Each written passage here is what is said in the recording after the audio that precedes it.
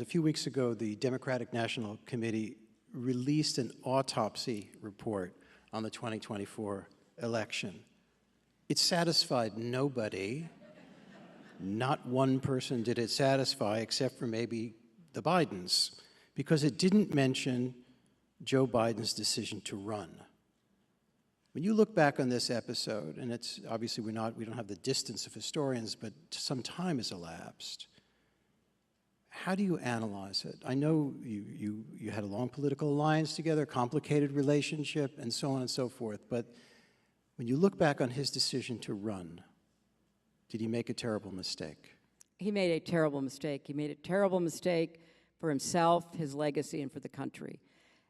He had said that he would not run again, and, you know, counterfactual narratives are always a bit tricky, but I believe if he had kept to that plan and said in, say, the late summer of 23 that he wasn't going to run, that he was going to pass, you know, the torch to the next generation, we would have had a real contest. And very sadly, I believe whoever emerged from that contest, whether it was the vice president or a governor or a senator or anybody else, would have beaten Donald Trump.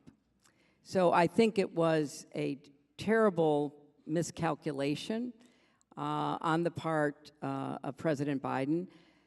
But once he didn't move and did not, you know, admit that he had said he was going to step aside and then decided not to, and held on for as long as he did, we were in a terrible dilemma. Why was it so difficult to speak about this? I think there were a lot of conversations going on behind the scenes. I certainly am, you know, aware of that, participated in a number of them. But there was no way to convince him by going public. And eventually what convinced him was, you know, polling information.